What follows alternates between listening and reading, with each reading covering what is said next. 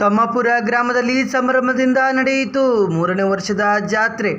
ಮಾನ್ವಿ ತಾಲೂಕಿನ ಸುಕ್ಷೇತ್ರ ತಮ್ಮಾಪುರ ಗ್ರಾಮದಲ್ಲಿ ಶ್ರೀ ರೇಣುಕಾ ಯಲ್ಲಮ್ಮ ದೇವಿ ದೇವಸ್ಥಾನದಲ್ಲಿ ಬೆಳಿಗ್ಗೆ ದೇವಿ ಮೂರ್ತಿಗೆ ಅಭಿಷೇಕ, ಪಲ್ಲಕ್ಕಿ ಸೇವೆ, ಹೋಮ ಹವನ ಮತ್ತು 101 ಮುತ್ತೈದೆಯರು ಒಂದೇ ಸಮವಸ್ತ್ರದೊಂದಿಗೆ ಗಂಗೆ ಪೂಜೆ ನೆರವೇರಿಸಿ ಹೂವಿನ ಅಲಂಕಾರ ಸೇರಿದಂತೆ ವಿವಿಧ ಧಾರ್ಮಿಕ ಪೂಜಾ ಕಾರ್ಯಕ್ರಮಗಳು ಜರುಗಿದವು.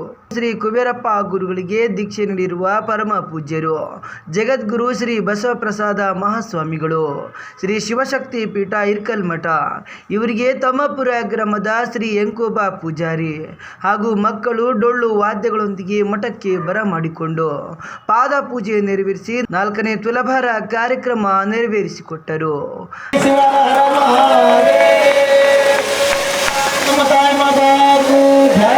ಆದಿಶಕ್ತಿ ತಾಯಿ ಮಾತಾಕು, ಸತ್ಯಭರತ ಅಂಬಾ ಮಾತಾಕು, ಸಾಧು ಸಂಹಾರಾಕು, ಶ್ರೀ ಗುರುಪ್ರಸಾದ. ಅದೇ ರೀತಿ ಪರಮ ಪೂಜ್ಯರು ಶ್ರೀ ಕುಬೇರಪ್ಪ ಗುರುಗಳು ಹಾಗೂ ಧರ್ಮಪತ್ನಿ ಶ್ರೀ ಪಾರ್ವತಮ್ಮ ಅವರಿಗೆ ಶ್ರೀಮತಿ ನಿರ್ಮಲಾ ಹಾಗೂ ನರಸಿಂಹಲೋಪ ರಾಯಚೂರು ಇವರಿಂದ ಪಾದ ಪೂಜೆ ಮತ್ತು 2ನೇ ತುಲಾಭಾರ ಕಾರ್ಯಕ್ರಮ ನಡೆಯಿತು.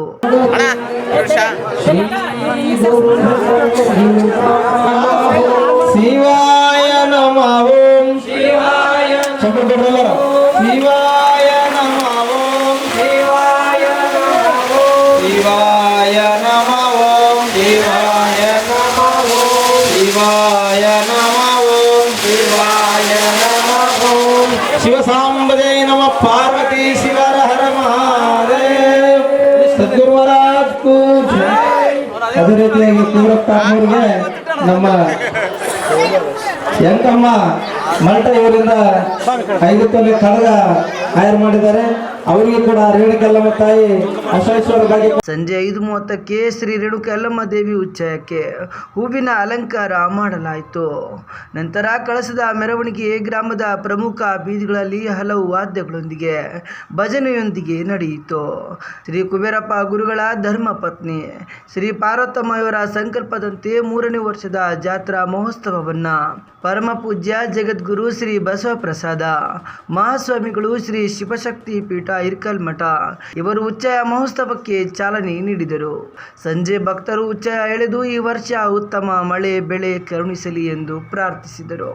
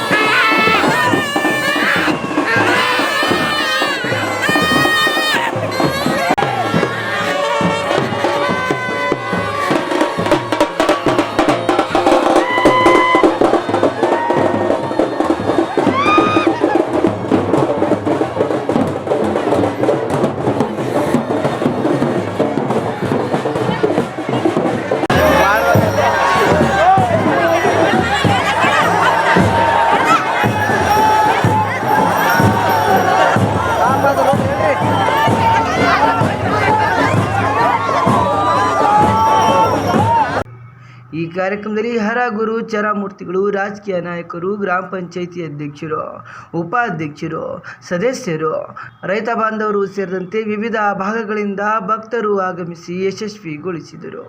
ಅದೇ ರೀತಿ ರಾತ್ರಿ 9 ಗಂಟೆಗೆ ನರ ನಾಗರು ಎಂಬ ಸುಂದರ ಸಾಮಾಜಿಕ ನಾಟಕಕ್ಕೆ ಚಾಲನೆ ನೀಡಿದರು. ಅಮ್ಮನ ದಿವ್ಯ ಚೇತನ ಶಕ್ತಿಗೆ ವಂದಿಸಿ ಆ ತಾಯಿಯ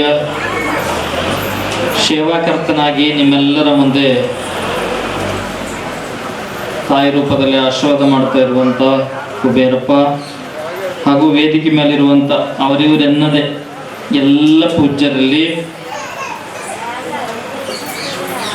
ಈ ಒಂದು ಜಾತ್ರಾ ಸಂದರ್ಭದ ಧರ್ಮಸಭೆಯ ಕಾರ್ಯಕ್ರಮದಲ್ಲಿ ಪಾಲ್ಗೊಂಡಿರುವಂಥ ತಮ್ಮಾಪುರ ಗ್ರಾಮದ ಮತ್ತು ಸಮಸ್ತ ಈ ಸುತ್ತಮುತ್ತಲ ಗ್ರಾಮದ ಭಕ್ತ ಮಹಾಶಯರೇ, ತಮ್ಮೆಲ್ಲರಿಗೂ ಹೆಸರಿಗೂ ಅನಂತ ಶರಣಾರ್ಥಿಗಳು. ಸೌಂಡ್ಸ್ ಯಾರ್ದಿದು ನಿಂದಪ್ಪ. ಯಾರು ಪವಿತ್ರವಾದ ಮನಸ್ಸಿನಿಂದ ಅರ್ಥಾತ್ ಪರಿಶುದ್ಧವಾದ ಮನಸ್ಸಿನಿಂದ ಬಲವಾದ ನಂಬಿಕೆಯನ್ನು ಇಟ್ಟುಕೊಂಡು ಯಾರನ್ನಾದ್ರೂ ಯಾವುದನ್ನಾದ್ರೂ ನಂಬಿದರೆ ಅದು ಫಲ ಕೊಡುತ್ತೆ ಅಂತ ಅನ್ನೋದಕ್ಕೆ ಸಾಕ್ಷಿ ನೀವು ಕುಬೇರಪ್ಪ ತಟ್ಟನೆ. ಆತನ ನಂಬಿಕೆ ಇವತ್ತು ಆತನನ್ನು ದೇವರ ಸ್ವರೂಪಕ್ಕೆ ತಂದು ನಿಲ್ಲಿಸ. ನಂಬಿಕೆ ಇಲ್ಲ ಅಂದರೆ ಏನೂ ಇಲ್ಲ. ನಿಮಗೆ ಕೊನೆಯದಾಗಿ ಹೇಳೋದೇನಪ್ಪ ಅಂತಂದರೆ, ನಂಬಿ ಕರೆದರೆ ನಿಮ್ಮ ದನ ಕಟ್ಟುವ ಗೂಟದೊಳಗೂ ದೇವರು ಕಾಣ್ಬೋದು. ನೀವು ನಿಮ್ಮ ವಸ್ತುಲಲ್ಲಿ ಕೂಡ ನೀವು ದೇವರು ಕಾಣಬಹುದು. ನೀವು ಎಡವಿ ಬೀಳುವಂಥ ಕಲ್ಲು ಕೂಡ ನಿಮಗೆ ದೇವರ ಸ್ವರೂಪವಾಗಿ ಕಾಣುತ್ತೆ. ದೇವರಂತೆ ನಿಮ್ಮನ್ನು ರಕ್ಷಣೆ ಮಾಡುತ್ತೆ. ಯಾವಾಗಂತ ಕೇಳಿದ್ರೆ ನಿಮ್ಮ ಮನಸ್ಸು ಪರಿಶುದ್ಧ ಇದ್ದಾಗ. ಅದೆಲ್ಲದಕ್ಕೂ ಕಾರಣ ನಮ್ಮ ಪವಿತ್ರತೆ, ನಮ್ಮ ಪರಿಶುದ್ಧತೆ ಮತ್ತು ನಮ್ಮ ನಂಬಿಕೆ. ಹಾಗೆ ಬಲವಾದ ನಂಬಿಕೆಯಿಂದ ನಮ್ಮ ಕುಬೇರಪ್ಪ ತಾನು ತನ್ನ ಬದುಕನ್ನು ಎತ್ತರಿಸಿಕೊಡ್ಬೇಕು ಅಂತ ಆಲೋಚನೆ ಮಾಡಿದ. ಅವ ಭಾಳ ಕಷ್ಟಜೀವಿ. ಮಂತ್ರಾಲಯದ ಪಕ್ಕದಲ್ಲೇ 2ನೇ ಗುರುರಾಯರು ಅನ್ನುವಷ್ಟರ ಮಟ್ಟಿಗೆ ನಮ್ಮ ಕುಬೇರ ಬೆಳೆದು ನಿಂತ್ಕೊಂಡಿದ್ದಾನೆ.